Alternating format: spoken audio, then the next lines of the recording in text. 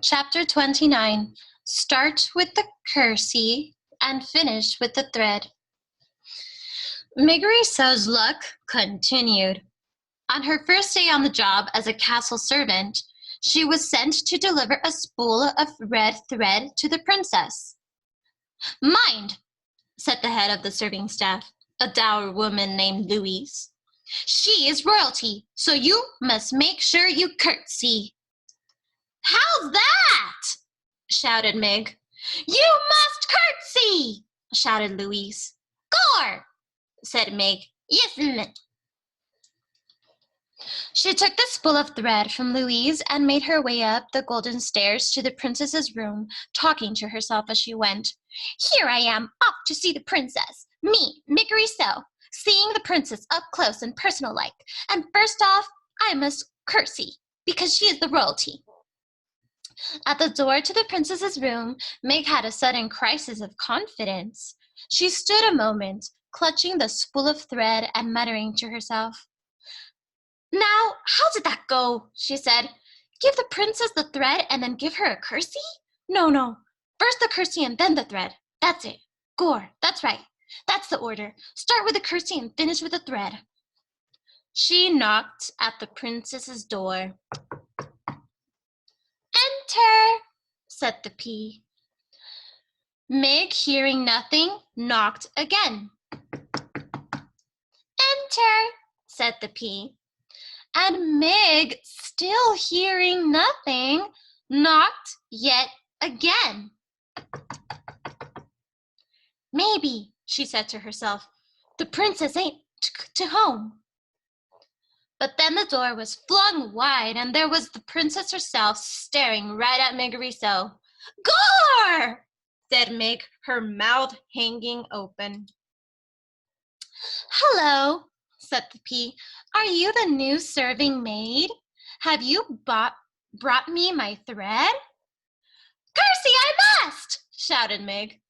She gathered her skirts, dropped the spool of thread, stuck a foot out, and stepped on the spool, rocked back and forth for what seemed like quite a long time, both to the watching princess and the rocking Meg, and finally fell to the floor with a Miggish thud.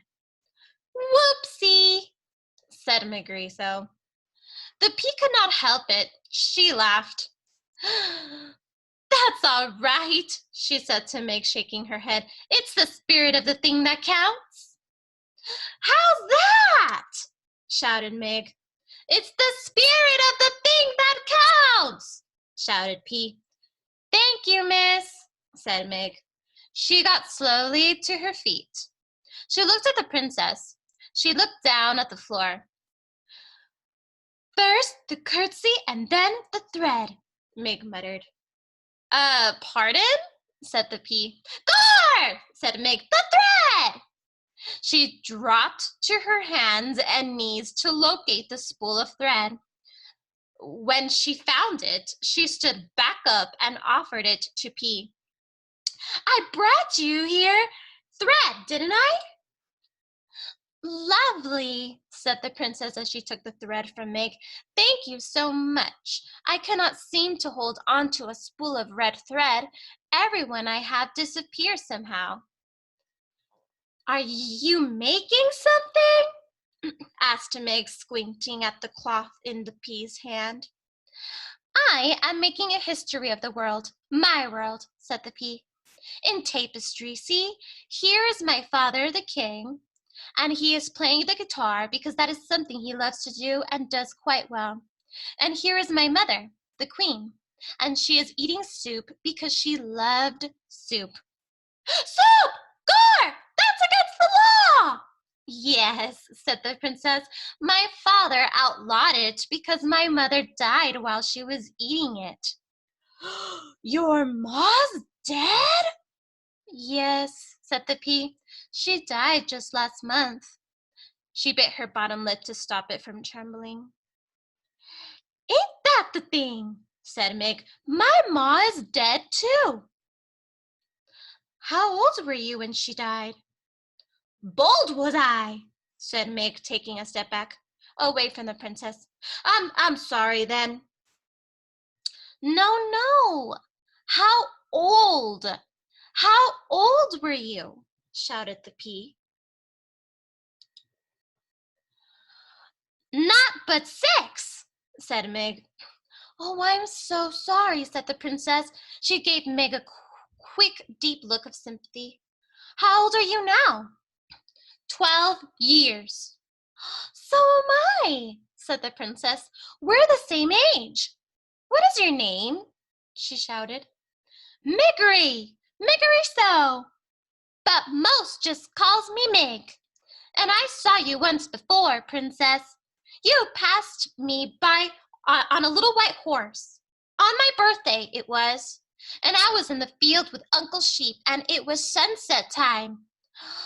Did I wave to you? Asked the princess. Huh? Did I wave? Shouted the pea. Yes, nodded Meg. But you didn't wave back, said the princess. I did, said Meg. Only you didn't see. Some day I will sit on a little white horse and wear a crown and wave. Some day, said Meg, and she put up a hand to touch her left ear. I will be princess too. Really? Said the pea, and she gave Meg another quick, deep look, but said nothing else. When Meg finally made her way back down the golden stairs, Louise was waiting for her. How long, she roared, did it take you to deliver a spool of thread to the princess? Too long? Guessed Meg. That's right, said Louise, and she gave Meg a good clout to the ear. You are not destined to be one of our star servants. That is already abundantly clear. No, ma'am, said Meg. That's all right, though, because I aim to be a princess. You? A princess? Don't make me laugh. This, reader, was a little joke on Louise's part, as she was not a person who laughed ever, not even at a notion as ridiculous of Miggery So becoming a princess. So in this chapter, it's kind of funny because we kind of notice that Miggery So is very deaf. She has to shout when she talks, and other people need to shout to her when they talked to her. And unfortunately, Louise is also hitting her ear, just like Uncle. So still, Miggery So continues to have bad luck.